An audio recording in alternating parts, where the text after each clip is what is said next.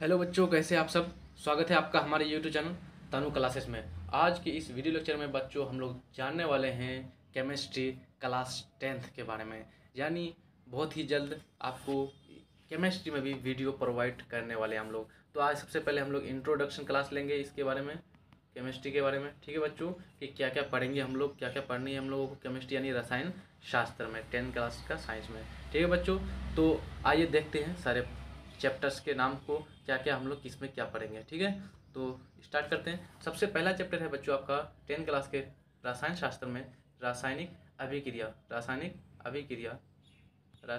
अभिक्रिया एवं एवं समीकरण। ठीक है, ये वाला पॉइंट है सबसे पहला, यानी कि केमिकल रिएक्शन एंड इक्वेशन, रासायनिक अभिक्रिया एवं समीकरण। तो इसमें हम लोग क्या क्या बच्चों किसके बारे में बात करेंगे हम लोग। तो सबसे पहले हम लोग इसमें जानेंगे कि रासायनिक अभिक्रिया किसको कहते हैं। ठीक है, पहला नंबर में जानेंगे हम लोग रासायनिक अभिक्रिया किसको कहते हैं। उसके बाद दूसरा नंबर जानेंगे कि रासायनिक अभिक्रिया में जो भाग लेने वाला पदार्थ है उसको क्या कहते हैं, यानी प्रतिफल। ये अभिकारक, ये रासायनिक अभिक्रिया के बाद जो बनता है उसको क्या कहते हैं, यानी उत्पाद के रूप में जो बनता है उसको क्या कहते हैं। ठीक है बच्चों, उसके बाद हम लोग रासायनिक अभिक्रिया के विशेषता यानी उसके फीचर के बारे में जानेंगे।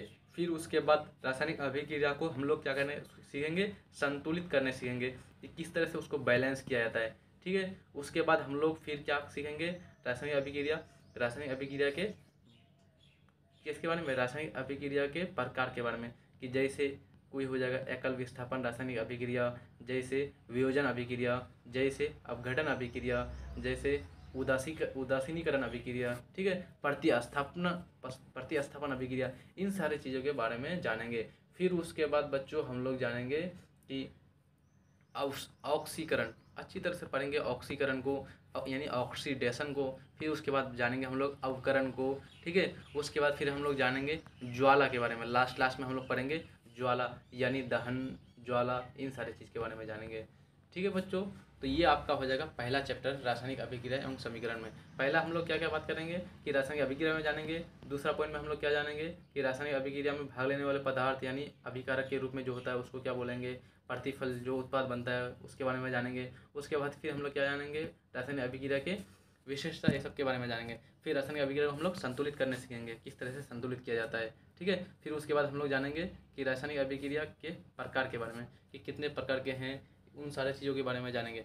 फिर उसके बाद हम लोग रासायनिक अभिक्रिया में ऑक्सीकरण यानी ऑक्सीडेशन, फिर अपकरण यानी रिडक्शन के बारे में जानेंगे। फिर लास्ट पॉइंट जो होगा वो होगा ज्वाला यानी दहन, यानी किसी भी चीज़ को हम लोग क्या करेंगे, ऑक्सीजन के साथ जलाएंगे। जैसे सी यानी कोयला को, कार्बन को जला रहे हैं ऑक्सीजन के साथ तो क्या बनेगा, CO2 बनेगा।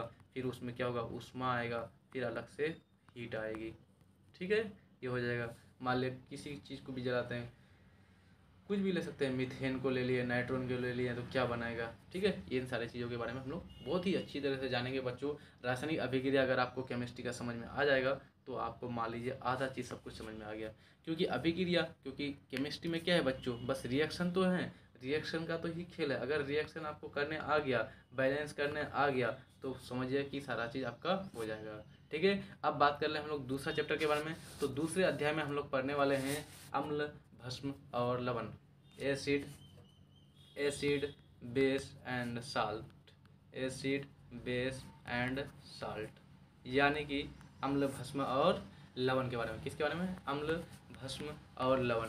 तो इसमें हम लोग क्या क्या बात करेंगे मेनली बच्चों, तो हम लोग इसमें बात करेंगे पहला नंबर में कि एसिड किसको कहते हैं, एसिड के फीचर्स यानी गुण के बारे में जानेंगे। जैसे हम एग्जांपल के रूप में लें एसिड, अब हम लोग उसमें बात करेंगे एसिड क्या होता है, स्वाद में खट्टा होता है, एसिड का पीएच मान 7 से कम होता है, एसिड जो होता है भस्म के साथ अभिक्रिया करके लवण और जल देता है। फिर बात करेंगे एसिड जो है धातु के साथ अभिक्रिया करके हाइड्रोजन गैस देता है, एसिड जो है धातु के कार्बन के साथ अभिक्रिया करके CO2 देता है, एसिड जो है धातु के ऑक्साइड के साथ अभिक्रिया करके लवण और साल्ट और वाटर देता है। ठीक है, ये सब बात करेंगे। उसके बाद एसिड जो है नीले लिटमस पत्र को क्या कर देता है, लाल कर देता है। एसिड जो है नीले लिटमस पत्र को लाल कर देता है। इसके एग्जांपल के रूप में हम लोग पढ़ेंगे दही में कौन सा अम्ल पाया जाता है, लैक्टिक अम्ल, सेब में कौन सा अम्ल पाया जाता है, मैलिक अम्ल, फिर उसके बाद टमाटर में कौन सा पाया जाता है, ऑक्जेलिक अम्ल।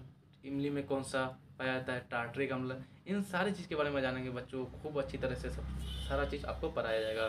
फिर उसके बाद हम लोग बात करेंगे किसके बारे में, भस्म के बारे में, यानी कि क्षार के बारे में, ठीक है। इसके भी उसी तरह से हम लोग जिस तरह से हम लोग को पढ़ेंगे सारे गुण को अच्छी तरह से रिएक्शन के साथ, कौन किसके साथ अभिक्रिया करके क्या बना रहा है, इन सारी चीज़ों के बारे में जानेंगे। तो बेस के बारे में जान के इनके गुण की स्वाद में कैसा होता है, कड़वा होता है। उसके बाद फिर क्या करता है, ये लाल इंद्र पत्र को क्या कर देता है, नीला कर देता है। इसका पीएच मान 7 से ज़्यादा होता है। फिर इसके बाद इसके रिएक्शन को देखेंगे कि बेस जो है एसिड के साथ अभिक्रिया करके क्या बनाता है, यानी लवण और जल बनाता है। फिर उसके बाद ये जो जल में घुलाएंगे बेस को तो क्या देगा, OH आयन देगा, है ना। एसिड बेस जो है लवण जल में घुल करके उसका सुचालक होता है नहीं होता है, ये सब के बारे में जानेंगे, ठीक है बच्चों। फिर उसके बाद हम लोग लास्ट में बात करेंगे साल्ट के बारे में, यानी कि लवण के बारे में। फिर उसके बाद एसिड बेस साल्ट इन लोगों का अलग अलग करके अभिक्रिया कराएंगे, और सबका एक पीएच स्केल जो होता है बच्चों उसके बारे में जानेंगे। पीएच स्केल कहाँ से कहाँ तक क्या होगा, अम्ल वर्ष का पीएच मान कितना होता है, लवण का पीएच मान कितना होता है ना। उसके बाद ब्लड का पीएच मान, वाटर का पीएच मान, जो मेनली पूछा जाता है बच्चों, सारा चीज़ आपको अच्छी तरह से समझाएंगे। तो ये आपका दूसरा अध्याय हो गया बच्चों, यानी दूसरा चैप्टर हो गया, ठीक है। अब हम लोग बात कर लेते हैं तीसरा चैप्टर में हम लोग क्या पढ़ेंगे। तो तीसरा चैप्टर में हम लोग बात करेंगे बच्चों धातु एवं अधातु के बारे में, यानी मेटल्स एंड नॉन मेटल्स, ठीक है। धातु एवं अधातु, ये आपका इंट्रोडक्शन क्लास है बच्चों। इसमें आप लोग लेक्चर पढ़ाने वाले नहीं हैं, आपको जल्द ही मिल जाएगा, इस पर आपको वीडियो मिलने वाली है। तो सबसे पहला हम लोग क्या बात करेंगे, धातु के बारे में बात करेंगे, यानी मेटल्स के बारे में बात करेंगे। तो मेटल्स में हम लोग जानेंगे कि तत्व किसको कहते हैं, मेटल्स जो है, धातु जो है कितने प्रकार के होते हैं, धातु जो है इसमें फ्री इलेक्ट्रॉन्स होता है कि नहीं, धातु विद्युत का सुचालक क्यों होता है, धातु के बाहरी कक्षा में कितने इलेक्ट्रॉन्स रहते हैं, धातु जो है अम्ल के साथ अभिक्रिया करके क्या करता है, धातु का अपघटन, ये सब चीज़ सारा चीज़ के बारे में जानेंगे बच्चों। फिर उसके बाद अधातु के बारे में जानेंगे, धातु अधातु। फिर इसमें बॉन्ड के बारे में जानेंगे, कौन कौन सा बॉन्ड बनता है, यानी कौन कौन सा बंधन बनता है, यानी रासायनिक बंधन के बारे में जानेंगे। फिर उसके बाद हम जानेंगे कि धातु जो है उसको कैसे ज़मीन के नीचे से प्राप्त करते हैं, तो इस तरह से जानेंगे। उसका निष्कर्षण, यानी उसका निष्कर्षण कैसे निकाला जाता है उसको खनिज के रूप में, और फिर उसका सफाई कैसे किया जाता है, फिर उसको कैसे तोड़ा जाता है। फिर उसका जैसे हम लोग मकान में बनाते हैं, लोहा का निर्माण करते हैं, जैसे औरत श्रृंगार के लिए सोना चांदी का इस्तेमाल करता है, तो वो कहाँ से आता है बच्चों, वो खनिज जो है निष्कर्षण किया जाता है। फिर उसको किस तरह से साफ़ किया जाता है, किस तरह से एक चांदी के ऊपर सोने का पानी चढ़ाया जाता है, इन सारी चीज़ों के बारे में जानेंगे बच्चों। किस तरह से हम लोग धातु को क्या करेंगे, जंग से बचाएंगे, जंग नहीं लगने देंगे, इन सारी चीज़ों के बारे में हम लोग जानेंगे, ठीक है। इसमें कोई दिक्कत नहीं। आयंस के बारे में जानेंगे, किस तरह से आयंस काम करता है, किस तरह से आयंस चलता है, ये आपका तीसरा चैप्टर हो जाएगा। फिर चौथा चैप्टर में हम लोग बात करेंगे कार्बन के बारे में। एक पूरा चैप्टर है बच्चों कार्बन, ठीक है, कार्बन के बारे में, यानी C6। इसका परमाणु संख्या कितना होता है बच्चों,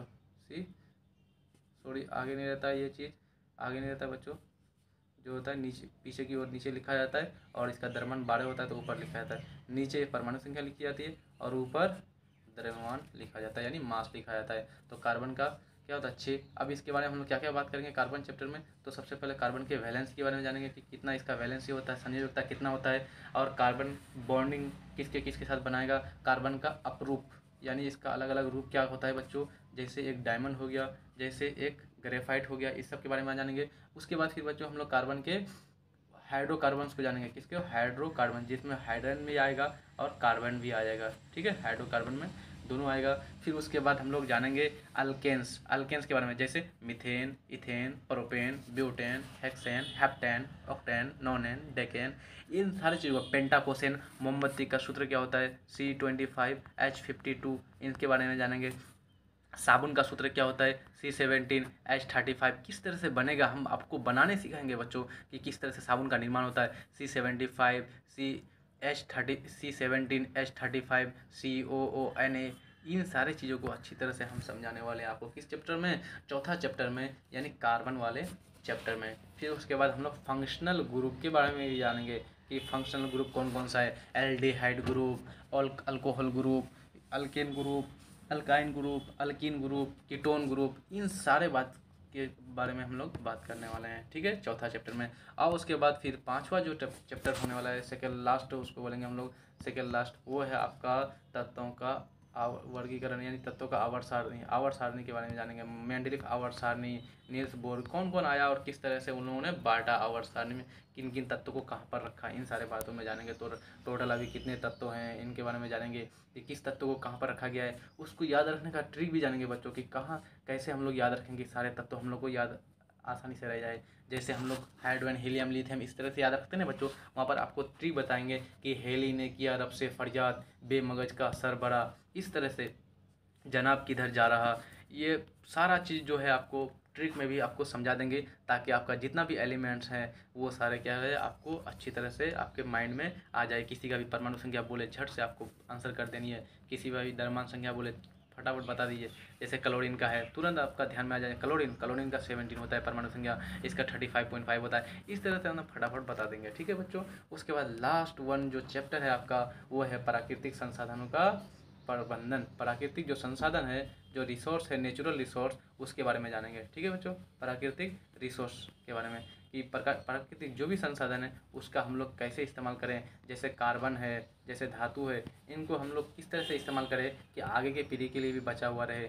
जैसे सारे कोयले समाप्त हो जाएंगे बच्चों, तो आगे क्या होने वाला, दहन की क्रिया, बिजली जो उत्पत्ति होती है कार्बन से, तो दिक्कत होने वाला। तो उसी तरह से हम लोग इसका प्रबंधन कैसे मैनेज किया जाए उसके बारे में हम लोग जानेंगे। तो इन सारे पहला चैप्टर हम बताए थे कि रासायनिक अभिक्रिया और समीकरण, दूसरा चैप्टर में अम्ल भस और ये लवण, उसके बाद तीसरा चैप्टर जो था धातु और अधातु, चौथा चैप्टर जो है कार्बन, पांचवा चैप्टर जो है तत्वों का आवर्त सारणी, और लास्ट जो छठा चैप्टर है वो है आपका प्राकृतिक संसाधनों का प्रबंधन, ठीक है बच्चों। तो आज ये इंट्रोडक्शन की क्लास है, तो जल्द ही जल्द आपको वीडियो प्रोवाइड करा दी जाएगी पहला चैप्टर यानी रासायनिक अभिक्रिया एवं समीकरण का, ठीक है। तब तक आप इसी चैनल पर फिजिक्स का भी क्लास लगातार चल रहा है, आप उसको क्या कर सकते हैं, जा करके जल्दी से जल्दी फिजिक्स प्रकाश का परावर्तन लगभग अब खत्म होने वाले को है, उसको आप जा करके देखिए तब तक, ठीक है। तो आज के लिए इतना ही, जय हिंद।